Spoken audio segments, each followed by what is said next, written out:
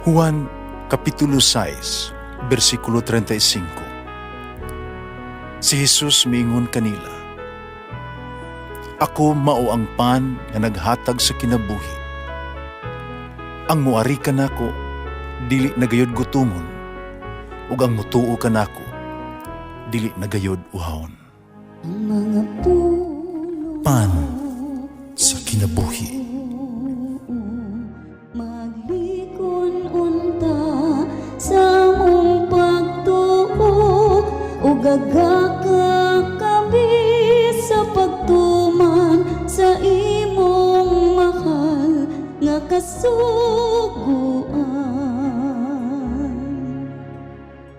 Ang Ginoo manaa kaninyo.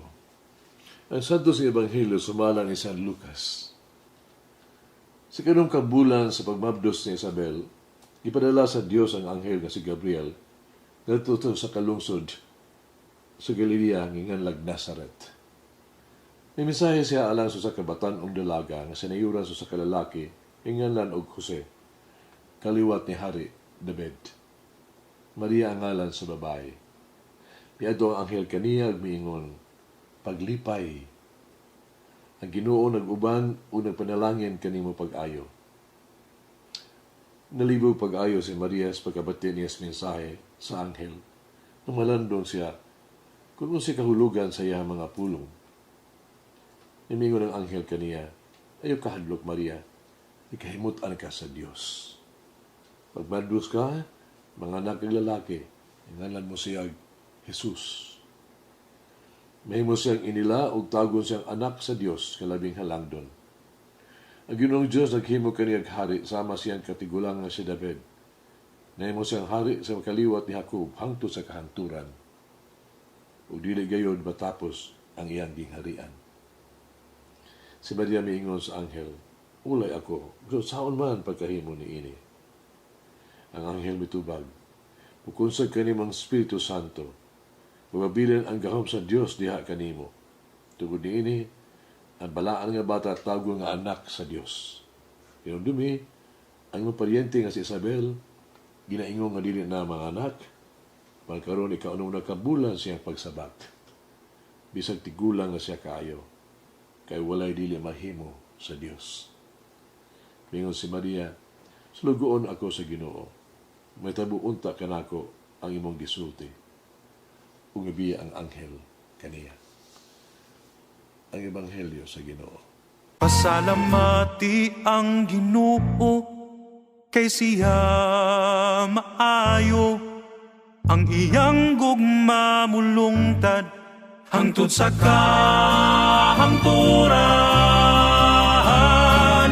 Pasalamati ang Dios sa tanang mga Dios, ang iyang gugma malungtaron. Pasalamati ang Ginoo sa mga Ginoo, ang iyang gugma malungtaron.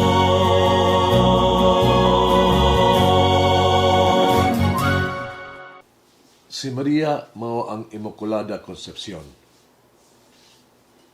Usa ka putli nga sabakan nga nahimong puloy-anan ni Jesus sulod sa siyam kabulan sa wala pa siya mataw. Nagpadayag kini nga ang birhen sa iyahang kaugalingong gipanamkon nga walay lama sa sala. Kana kapinugkulang maong rason luyo sa dogma pagtulunan sa simbahan sa Immaculada Concepcion. Bisan dili nato masabot ang kahulugan ni ini, pero kini atog yung gituhuan. Sa sinugdan, diha si iba, kisa samtang dito sa paraiso, nadaog sa tentasyon sa yawa, ug sa ingon, nahimong unang sala, kana ang original nga sala, na nasunod sa katawhan, hangtod ka nato, nga nahimugso ni kalibutan na.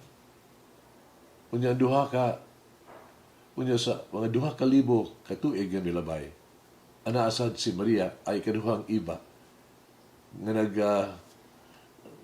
nagduwas, no? Sa sayop sa unang iba nga naghimong instrumento sa atong pagtubos. Pinay kaniya ang Diyos nga himong unod. Mipuyo uban si Kristo. Mitubos sa katawhan. Sa ingon nga ang langit bukas na usab alang kanato. Sa Ebanghelyo karong adlaw, ato makita ang ubos, no, maubsanon na birhen nga giduaw ni Anghel Gabriel. Siya na himong inahan ug ang ngalan sa bata mao si Jesus. Usa pagkahimo niini nga wala may ako relasyon sa kalalaki na tingala si Maria kung nangutahan na siya. Diin si Gabriel bitubag, ang Espiritu Santo bukunsad kanimo ug ang gahom sa labing halangdon mga balandong diha kanimo. Ang amahan ni Jesus dili tawhanong amahan. Siya mong anak sa Dios. Sa Maria, natinga siya. Pero masanong kaya siya siyang gidangatan ug miingon siya, ako ang sulugoon sa Ginoo. Matuman unta kanako sumala sa imong pulong. Kini bala ang adlaw sa Immaculada Concepcion. Pamarandong tas talagsaon kaayong katakom ni ining dili matukib nga panghitabo sa pagsulod sa bag-ong kinabuhi o kahayag. Mag-ampo kita. Ngit-ngit sa gawas, pero ana ay bituon sa langit. Si Maria ug si Jose milabay. Magdagkot kami ug kandila sa pagabi-abi nila. Silang pag-ingon, pagpaingon sa Bethlehem. Gadagkot kami kandila sa balay kada adlaw. Magdagkot kami og kandila ug mag-ampo. Ang kalibutan iningahanglan kanimo sa pag-anhi ug pagpabilin. Batang Jesus, miani ka sa amo ang magkasing-kasing karon. Amen. Well, may conceive without original sin, pray and protect me always from the snares of the devil. Walang ang Diyos magagawang sa tanan, Amahan ng Espiritu Santo. Amen. May the Lord of the divine mercy bless us all, heal us from all diseases and suffering. Ayun unta niya kita, tanang mga sakit na sa lawas o sa kalag, body and soul. In the name of the Father, the Son, and of the Holy Spirit. Jesus, I trust in you. Amen. Whoever eats the bread of life will never hunger, says the Lord. Kay galaan inyong nabati ang pagpaambit ug hamubong pamalandong sa pulong sa Dios pinaagi sa tulumanon pan sa kinabuhi nga gidumala ni Monsignor Daddy Silva. Hangtod na usab sa sunod higayon, daghang salamat.